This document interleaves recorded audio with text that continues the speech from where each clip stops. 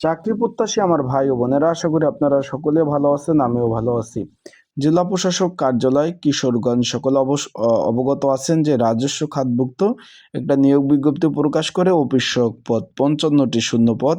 তারপরে এটা কিন্তু নিয়োগ বিজ্ঞপ্তি প্রকাশ করার পরে অনেক দিন হয়ে গেল, তার কিন্তু পরীক্ষার সময়সূচি প্রকাশ করে দিয়েছে। আগামী 20 ফেব্রুয়ারি 2026 তারিখ রোজ শুক্রবার সকাল 11টা থেকে 12টা পর্যন্ত পরীক্ষা অনুষ্ঠিত হবে। এখন আপনারা অনেকে জানতে চেয়েছেন যে ভাই, পরীক্ষাটা কি আসলে এমসিকিউ হবে না লিখিত হবে, এই বিষয়ে কিন্তু অনেকে জানতে চেয়েছেন। আজকের এই ভিডিওর মাধ্যমে সেই বিষয়ে খোলাসা করব যে পরীক্ষা এমসিকিউ হবে না লিখিত হবে। পরীক্ষার হলে আপনারা কি কি ডকুমেন্ট, কি কি কাগজপত্র পরীক্ষার হলে আপনারা নিয়ে যাবেন, এবং আরেকটা বিষয়বস্তু হলো যারা পরীক্ষার্থী রয়েছেন কিভাবে প্রিপারেশন নেবেন, প্রস্তুতি নেবেন, কোন বিষয়ে পড়াশোনা করবেন, বিস্তারিত খুঁটিনাটি সকল বিষয় ইনশাল্লাহ আজকে আমরা এই ভিডিওর মাধ্যমে আপনাদের নিয়ে আলোচনা করার চেষ্টা করব। তাহলে অবশ্যই ভিডিওটা শুরু থেকে শেষ পর্যন্ত দেখার চেষ্টা করবেন। বিস্তারিত সকল বিষয় আজকের এই ভিডিওর মাধ্যমে আপনারা জানতে পারবেন। তা চলুন ভিডিওটা শুরু করে দেই। তার আগে বলে দেই, আপনারা যারা আমার ইউটিউব চ্যানেলে নতুন তারা অবশ্যই আমার ইউটিউব চ্যানেলটা সাবস্ক্রাইব করে রাখবেন। ফেসবুক পেজ থেকে ভিডিও দেখলে অবশ্যই ফলো করবেন, লাইক কমেন্ট শেয়ার করে অন্যকে দেখার সুযোগ করে দেবেন, আপনাদের মূল্যবান মন্তব্য প্রকাশ করবেন।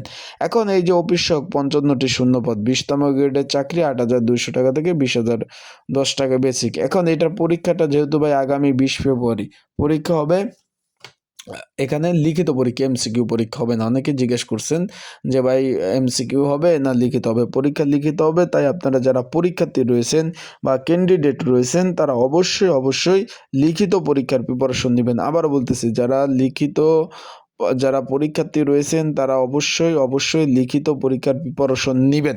বিষয়টা আশা করি বুঝতে পারছেন। এখানে এমসিকিউ পরীক্ষা হবে না। এখন পরীক্ষার হলে কি কি ডকুমেন্ট বা কাগজপত্র নিয়ে যাবেন? পরীক্ষার হলে 3টা বিষয় নিয়ে যাবেন। একটা হলো আপনার এডমিট কার্ডটা, এটা সাদা কালো হলে চলবে না, রঙিন কালারের। 2 নাম্বার হলো কালো কলম নিয়ে যাবেন 2টা। 3 নাম্বার হলো আপনার ভোটার আইডি কার্ড বা পরিচয়পত্র, যেটাই 3টা ডকুমেন্ট অবশ্যই আপনাদের নিয়ে যেতে হবে, না কিন্তু পরীক্ষার হলে আপনাদের প্রবেশ করতে দেবে না বা পরীক্ষা দিতে দেবে না। বিষয়টা বুঝতে পারছেন? আর পরীক্ষা শুরু হওয়ার পরে কোনো প্রকার, আবারও বলতেছি, পরীক্ষা শুরু হওয়ার পরে কোনো প্রকার ক্যান্ডিডেটকে কিন্তু পরীক্ষার হলে প্রবেশ করতে দেবে না। আশা করি বিষয়টা বুঝতে পারছেন। তাই আপনারা যারা পরীক্ষার্থী রয়েছেন তারা পর্যাপ্ত পরিমাণ, ভাই ঠান্ডা লাগছে, কথা বেজে গেছে, পর্যাপ্ত পরিমাণ সময় নিয়ে পরীক্ষার হলে যাবেন। বিষয়টা ক্লিয়ার? যে পরীক্ষা শুরু হবে, কোনো ক্যান্ডিডেট কিন্তু পরীক্ষার হলে প্রবেশ করতে পারবেন না।